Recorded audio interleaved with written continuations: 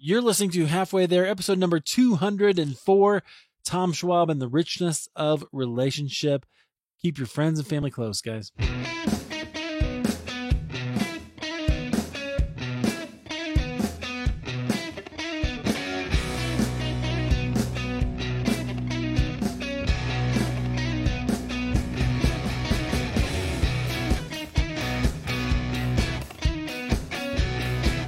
Hey friends, welcome to Halfway There. This is the show where we have honest conversations with ordinary Christians about today's Christian experience. Of course, I'm your host, Eric Nevins, and I am so glad that you have joined us today. This, I don't believe in accident, so I'm glad that you have downloaded and are listening. So today our guest, this is a real treat. I'm so excited about this story and having him on the show. He's definitely a pro in the podcasting space. He's a Navy veteran. Get this, he ran nuclear power plants, so that's pretty cool. He's a marketer. He is an author and speaker, and he's going to tell us all about things like traffic and leads and his story of coming to faith. So our guest is Tom Schwab. Tom, welcome to Halfway There. Eric, I am thrilled to be here, and the only way it could be better is if we were in the same place. We had that opportunity 6 weeks ago at the Smart Christian Podcasting Conference. In some ways, it seems like a lifetime ago, but we look back fondly on that trip and look forward to it again. I know, that was literally a different world. I shook people's hands without thinking twice. So it's crazy. But yeah, that was so much fun in Houston, and I can't wait. I'm assuming we'll be able to have another one next year. That'll be fun. So definitely great to meet so many people that I knew online, right? But even like yourself, we've been connected on places like LinkedIn. I know you're real active there for a while, but it's great to meet you in person. Okay, so I want to hear a little bit about your story, but tell us where you are and what God has you doing right now. Well, it's interesting. I look at where I am. Everything up to this point has brought me here. And even the things that are going on in the world today, I just had this overwhelming feeling a couple of weeks ago that, you were prepared for this time. Mm-hmm. And so going back on it, I was a Midwest kid growing up in the suburbs of Chicago, lived this like Mayberry life. Never been more than 100 miles away from my home. Oh, wow. I got into the Naval Academy on a clerical error. That's my God story. Wow. Wait. What suburb in Chicago were you in? St. Charles. St. Charles. Okay, I know where that is. Yeah. Fox River, about 38 miles west. And if I say Chicago and people actually live in Chicago, right, they're like, no, that's like Iowa. It's so far out. Right. I grew up in Iowa, but I lived in Deerfield, Highland Park, sort of north, the other direction, right? So yep, I know Chicago well. And that's cool. Do you miss the pizza? Oh, I do. Yeah. And I go back there, and whenever we go back, Portillo's and pizza is what we eat. You cannot get a good Chicago hot dog anywhere except for Chicago, right? Portillo's is the best place. Chopped salad. Okay, now I'm going to have to go order some dressing. All right, well, that's good. So, okay, well, I didn't know you had a Chicago connection. So then you got into the Navy on a clerical error? Correct. I have no depth perception. Some people would say I'm shallow. I would just say I see in two dimensions. And they didn't figure that out until my senior year at the academy. And I thought, they're not going to let me be commissioned. And they're like, nah, the government is invested enough in you. We'll give you a waiver. But they said, you'll never go to sea. And I'm like, yes, this is great. That's the best of both worlds. That's right. Thank you, God. And about 3 months later, they came back and said, well, we need nuclear power officers. So, you can do that. And I'm like, no, I can't go to sea. And we'll give you a waiver for that too. And so it worked out really well. I got to be on a aircraft carrier, the USS Abraham Lincoln. At the time, it was the newest and finest. Now it's only the finest. But people always would say, wow, that was amazing that you could do that. I'm like, no, what's amazing is that people could come up with the systems and the processes and the culture so that mere mortals can do that. I was blessed to have that experience. Was married, had a couple of kids during that time. And when people say, thank you for your service, I'm like, I got to do the fun stuff. it was really the families at home. And it took a toll on the family. So got out of the service, worked for corporate America, really loved that, got into sales and marketing, and then started my own companies. And so I came to Kalamazoo, Michigan in 92 on a snowy February day. And I said, I'll take the job in this town, but I'm not going to die here. Well, 20 some, almost 30 years later, I'm still here. It's where my family's grown up. I've got 4 kids, 4 grandchildren. 2 of my kids are married, and, it's home. And what I love about it is that, today with the internet, you can be connected no matter where you are. So, when, people say, are you a believer or are you a Christian? I always say, well, I sure try. And I hope that he sees me as that. And I just look at, I'm on a journey, and, a buddy of mine used to joke that every night, he'd pray that God, give him one more day. And he said, every day I try to be a little bit better. And if God would give me one more day, I'd try to be a little bit better. And he figured at this way, he had so far to go that he would live forever. And sometimes I think I make God proud. Other times I think I make him laugh and just shake his head. I love it. I think God he looks at us quite differently than we often think. I think he cares very deeply about all of us.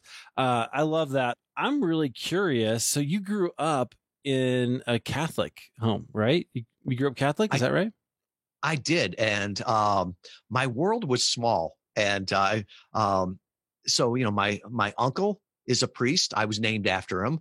Oh, wow. An aunt that was a nun. And I went to, 12 years of of Catholic school, the last 4 being taught by Benedictine monks. And I've always, loved that, the upbringing that I had, and the rituals and stuff like that. But as I got older, it was more about the relationship and less about rituals. Yeah. Well, I'm really interested in hearing that story. So where was God for you as you were growing up and going into the Navy? Was it, what would you say your perspective on him was, or your relationship with him was? Great question. So growing up, going to Catholic school and everything like that, it's what you did, like Pavlov's dog. Sunday, you go to mass. Holy days of obligation, you go to mass, you stand up, you sit down, all the rest of that. And so when I went to the Naval Academy, I did that, but more from the ritualistic area. And I can still remember at the Naval Academy Chapel. It's like the one place you got to sit down, be like a normal person, and not be a plebe, for your first year there. And it was reassuring, and just the silence and the quiet there. But what I didn't like was going there on Sundays. And I can still remember this. I went up for communion, and there was a tourist that was just ahead of me. And so after they received communion, I think they turned around and took my picture while I was receiving the sacrament there. And I was just like, I am not here to be in the zoo, right? So honestly, I stopped going to mass, but I started going to the chapel, and just to go there when it was quiet, to go there to pray, to think, to have the conversation. And so from that standpoint, I felt like the relationship got better.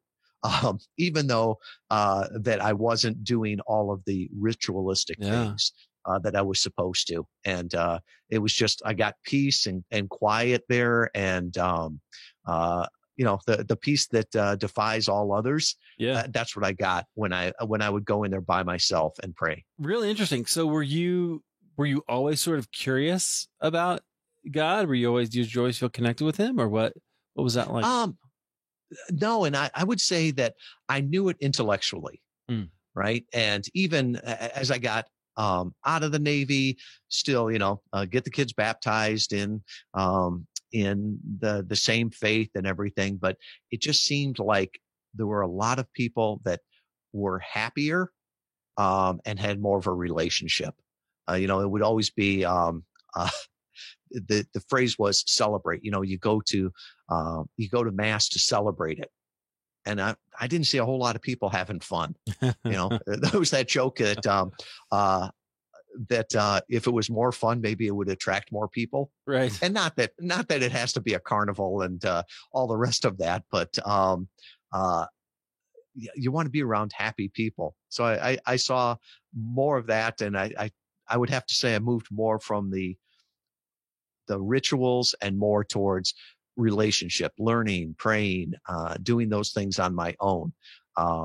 And I became happier with that too. So, to me, it's more about a relationship, than just, do you follow every ritual, every rule that's made by man? Right. Totally. Yeah. I know my audience would agree with that too. Cause we're, that's definitely what this whole show is about. It's just figuring out that relationship, right? And figuring out the God story within the bigger story. You found a deeper relationship with God later, right? So later in life, tell me that story. How'd that happen? Yeah, so I was probably mid 40s, and I had gone to just a men's retreat. And, there was a joke that, people used to say about Catholics, well, you don't read the Bible. And the joke always was, well, why do we have to read it? We wrote it. Right. And, which of course is not true, but yeah. Right. Oh, and not only is it not true, it's blasphemous, right? Yeah. It's blasphemous. And why would I read it when they'll read it to me? Right. Select passages. So I don't mean to insult anybody by that. It was just a joke that we had. And so I was like, well, I've never really read the Bible. So I started to read that, and I knew it intellectually. I knew the promises, but it was all intellectually. And it wasn't until I was at a men's retreat, and Dr. Bob Record, who's sort of like this guy's guy, he does the prayer breakfast for the National Rifle Association. Oh, cool. And I can remember him talking and just, being overcome and weeping right there when I realized that all of these things, all of these promises, I knew them intellectually, but those were always for good people like Eric, right? Or good people like other people, not for me. And I was just overcome when I realized that no, the promise is for all of us. And that's when I just realized that's when I said that, yes, I've got a relationship. I'm a Christian, or I'm sure trying to be. Yeah. Yeah. Interesting. So that was when it finally became personal for you. Would you say that? Correct. Yeah. Yeah. Very cool. Very interesting. That's always an interesting moment, right? Because you had all this background. It sounds like you believed. It sounds like you had an idea of who God was, but maybe hadn't had a personal connection to him yet. And it's like that factual stuff. So intellectual versus heart. Yeah, in high school, took 4 years of theology in high school, and so could tell you, all the different councils and why this. Why this denomination split off from this denomination, and what people thought. And even when I was in college, I'm an engineer by degree, a mechanical engineer, and we had to take some humanities classes. And I thought, I've had 4 years of theology class in high school. This should be easy. And so I signed up for the philosophy of religion. And that was one of the hardest classes I had to take, because it was actually thinking through things and questioning it, not just talking about the facts, and looking at all the different ways that people looked at religion and relationships. And that was a tough class. Yeah, I bet it was. That's always very interesting. Okay. Well, that gives us a good perspective on kind of how your relationship developed. I always love hearing those stories, because it just proves that you can know everything, right? You can hear all the stories, you can study theology, but it really is a personal experience of God's love for you that changes you. Yeah. Did you find any kind of, how did that change your perspective on the world, on yourself, on God? I think it's empowering, right? To have a relationship, a personal relationship with the creator of the universe, right? That's powerful. And that really serves Mm. serves you, right? I remember somebody saying, do your beliefs serves you or hurt you, right? And to believe that um, is empowering, right? To realize that you're not in it alone, right? That I, I'm very visual, and so often I look at the relationship that I have with my kids and say, wow, I wonder if that's like the relationship that I have with my father, or that he wants Mm. to have with me, and so to realize that you're only doing a small portion of it, he's doing the vast majority of it and letting you take the credit, right? So Yeah. think of what, like when my son was, I don't know, 5 years old and made his mom something. Well, you know I cut the wood, I got it together, I helped him. I might have done 95% of it, and if I would have done 100% of it, it would have looked a whole lot better. But he was so proud that I did this. Look, mom, I did this. This is what I made. And, I'd never come back and say, well, no, you didn't do all of that. I let him take the credit. So Right. I look at that too. It's like to have that relationship that if I do my little part and he does his big part, which I know he'll do, then it's not scary, and that Absolutely. it's going to turn out okay. Yeah, absolutely. Absolutely. So what happened after that retreat? Like so take us, what did you do? What changed for you after that? Or how did your life go after that? Um, I think it put things in perspective and in context, right? I would have to say that the marriage got much better. So I'm on my second marriage. The first one, I can't say that I was a great husband, right? And the second one, um, I don't know that I was great, but it was the most clearly that I've ever had God speak to me. Because Mm.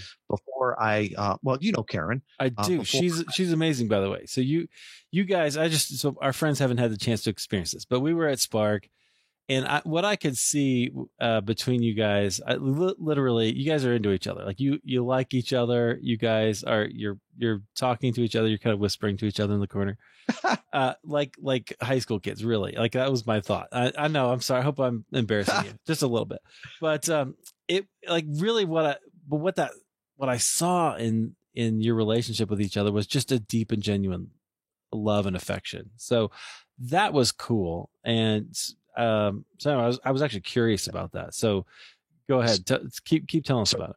Yeah, we had been dating, and here's this wonderful girl. She's got two young daughters that are just amazing, and she deserved a great husband.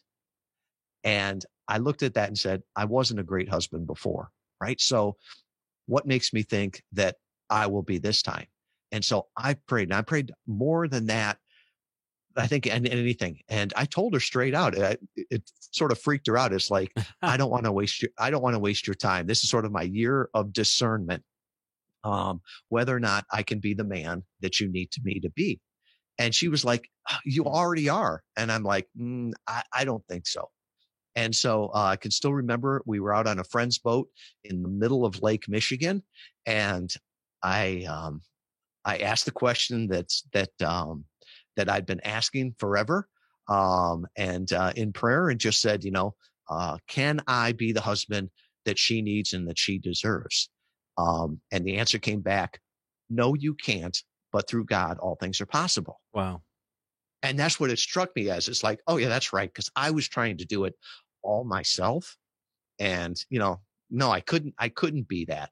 But if it was, having God as part of, the relationship, then it was possible. Yeah. And so since then, when I've ever looked at, I have fallen what I wanted to do, right? It was because I was trying to do it all myself. Trust in Tom, and you can do all things through Tom. That never works out well, right? But when I tried to do it all myself, it never worked. But when I, realized that God was in this too, it worked out a whole lot better. Yeah. It always worked at that point. Yeah. Amen. Wow. That is a great story. And certainly it's true. The Lord does his part, and we do it. One of my favorite passages is in Philippians 2.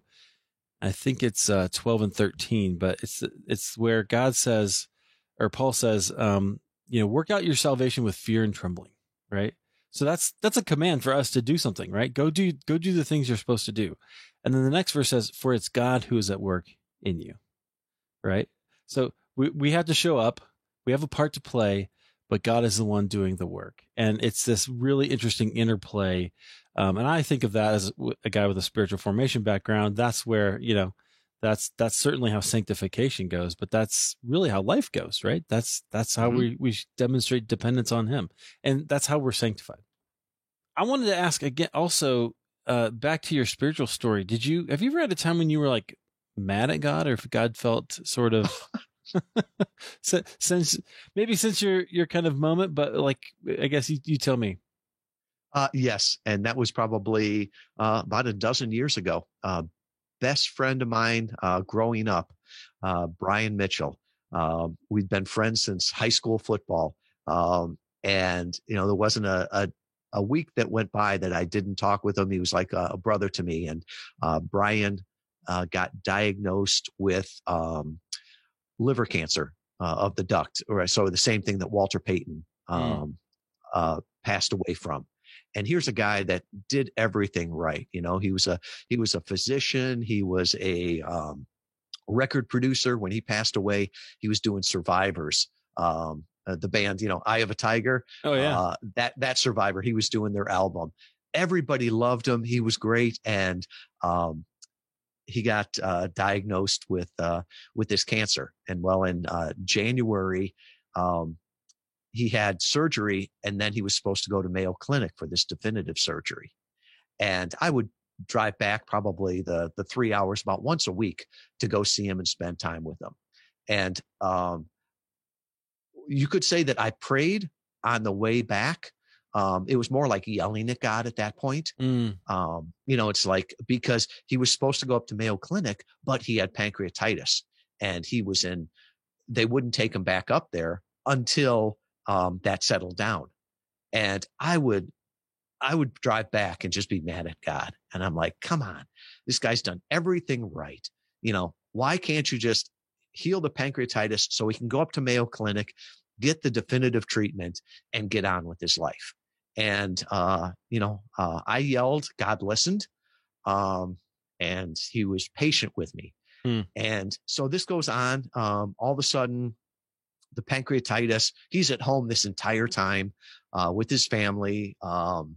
Pancreatitis gets better probably early March. He goes up to Mayo Clinic, has the surgery. A couple days later, he almost bleeds out. Oh, wow. They take him back into surgery. They get fixed back up. He gets sent home. Well, he's home for a couple of days, and we're talking, and talked to him that afternoon. We were going into Chicago for a meeting, and he was like, yeah, let's get together, spend tomorrow night at the house. It'll be great to see you. I haven't seen you since I was up at Mayo Clinic. Curb Your Enthusiasm was just coming out. And so we were going to binge on that. And so no problem. That was in the afternoon. I had late morning. I had talked with them, and we were supposed to be there that evening. That afternoon, the kids came home from school, and he went out, and they went to take the dog for a walk, and took the dog out there. He told the kids, take the dog, walk around the block, and just come home. And your mom and I aren't going to go for the walk here. And his wife is also a physician. And as soon as the kids started to walk away, he looked at Mary and said, call the ambulance. I'm bleeding out. Oh, wow. And she called the ambulance. I saw him that night. He was in intensive care, not doing well, and he passed away by the next morning. And one of the jokes that he always said in his life was, don't worry, all bleeding stops eventually. Oh, and no. He was right. All bleeding does stop eventually. And after that, I looked back on it and thought, praise God that it was his plan, not mine. And after that, I'm like, I was praying that he goes there and gets the surgery. Well, instead, he got to stay home for a few months and actually spend time with his family.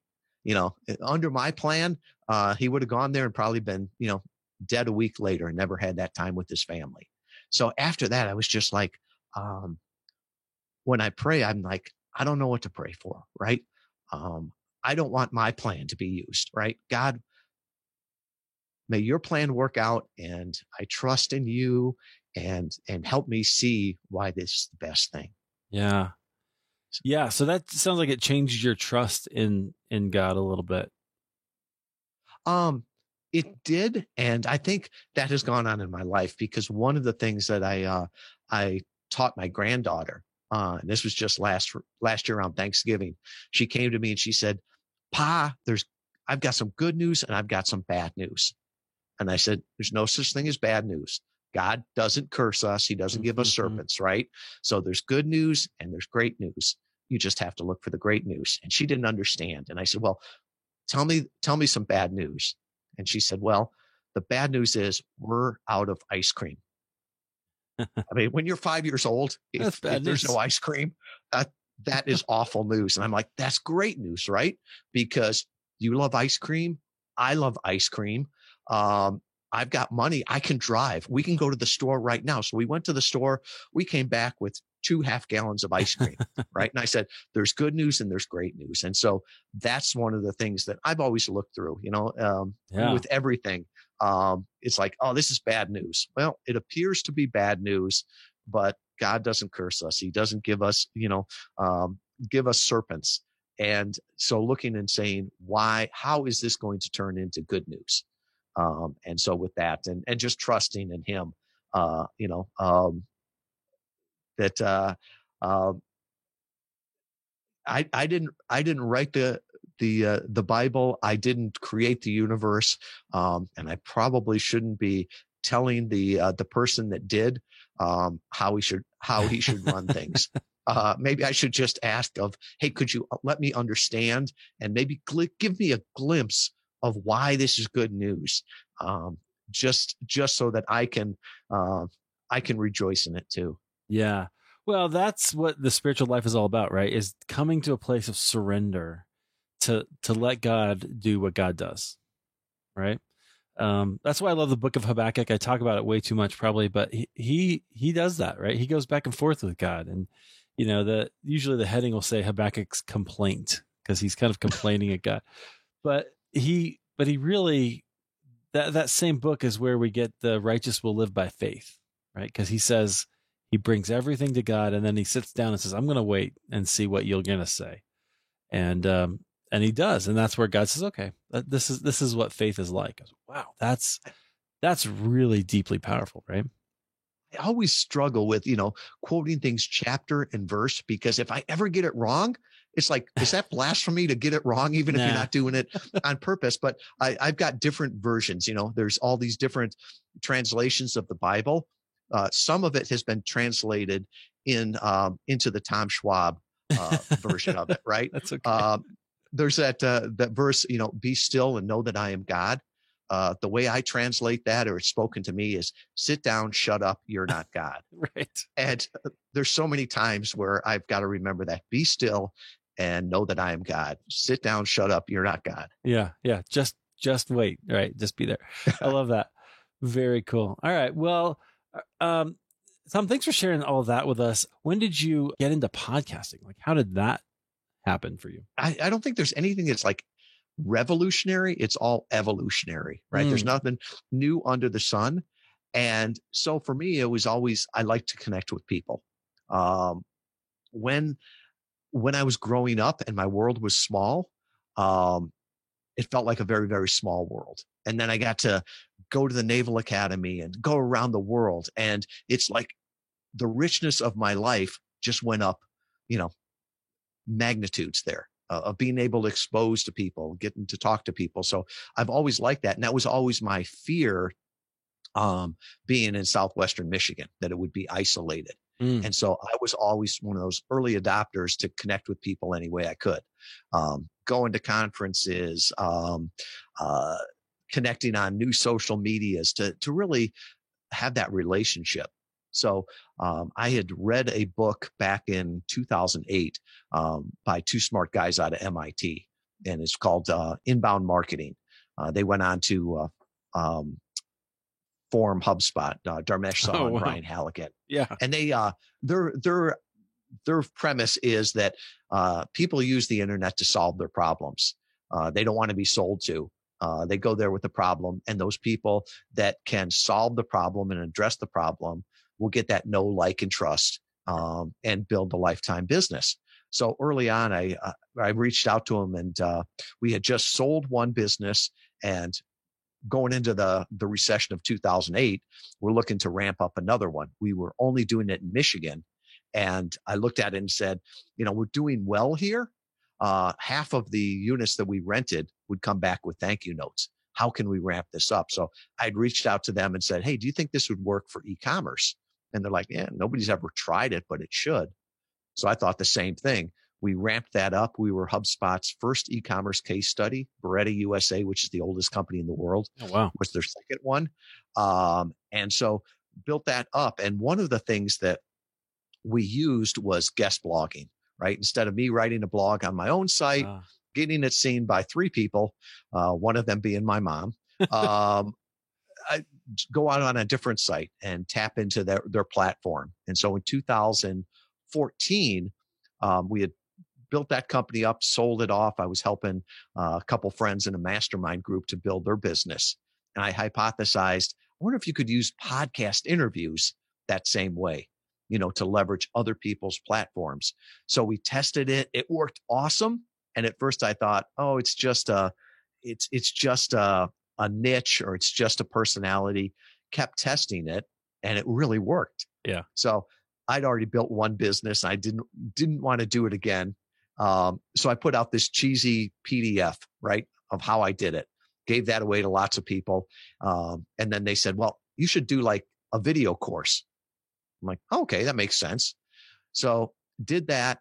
And I never took it out of beta, Eric, because I could see from the back end that people weren't getting results with it. And the people that were honest said, okay, you've given me the cookbook. You've given me the videos. I don't want to be the chef. I just want to be the guest. You take care of all the rest. So in 2015, we beta tested a done-for-you service that would help people get on targeted podcast interviews to grow their business.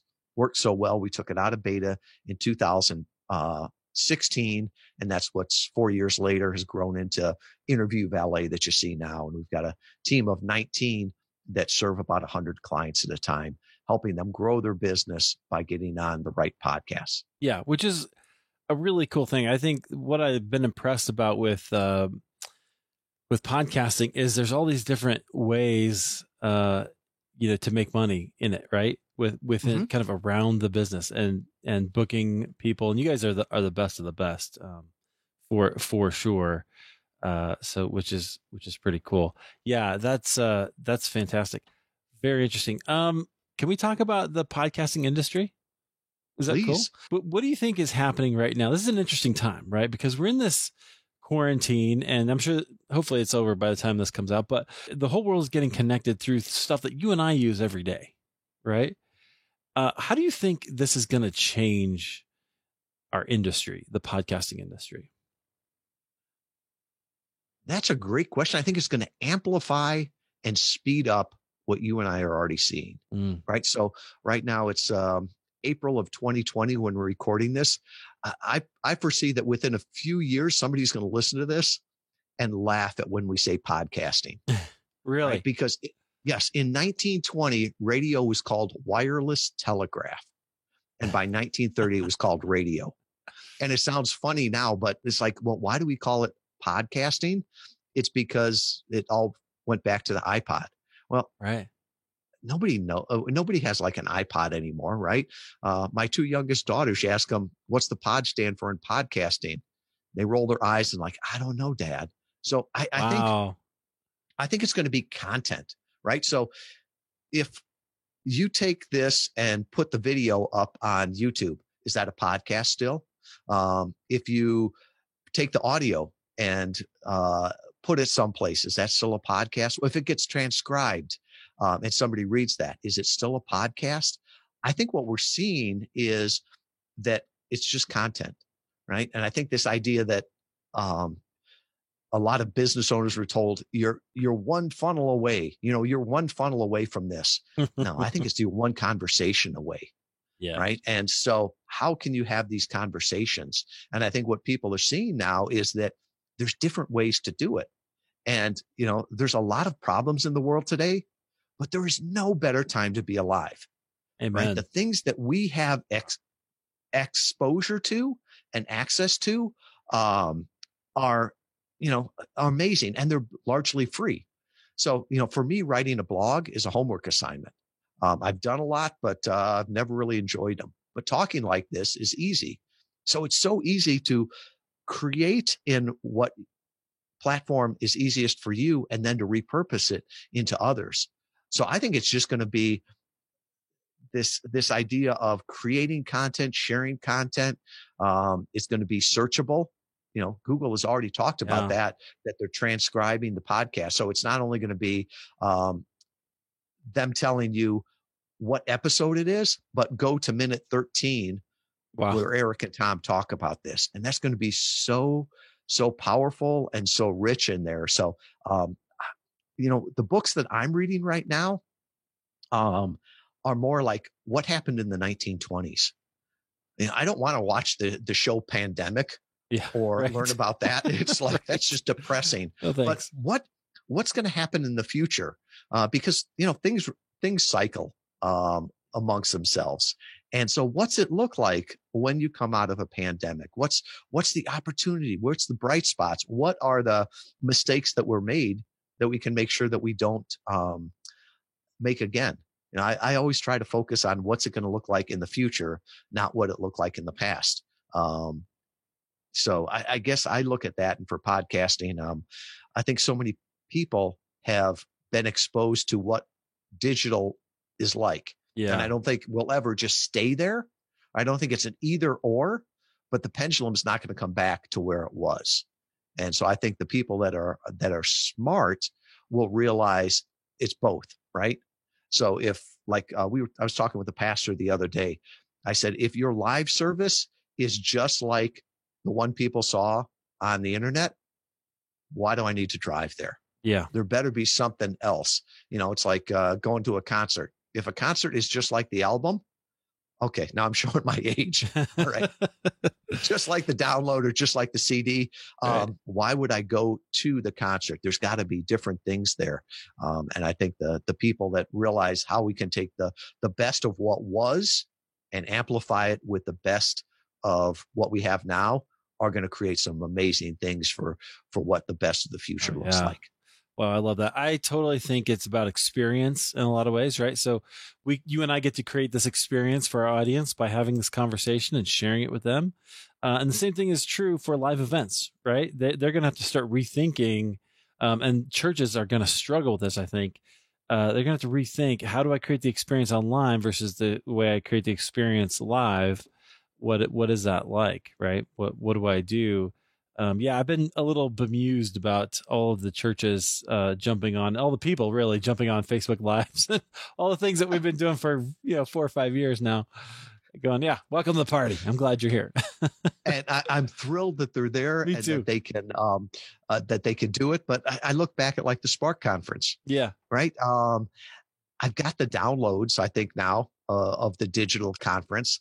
I can't say that I've spent 2 days to watch all of them again. Yeah, right. I need to, but to me, the content was great, but the relationships and the connections, that magic that happens in the hall, it's not just about education.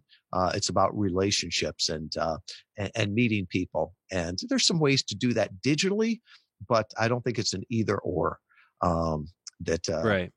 One thing I learned at Spark was how powerful the in-person relationships become when you have already that digital foundation, right? So it was really fun to meet. There were so many people from Christian Podcasters Association, my Facebook group, who I don't know how many people were there from that. I don't know, maybe 20. It was a lot. But I knew them all online, right? And a ton of people I knew online, but to meet them all in person and be able to shake their hand and actually speak with them, that was amazing. Oh, and it's amazing because you don't know like how tall people are, because we all Right. look the same height. Right.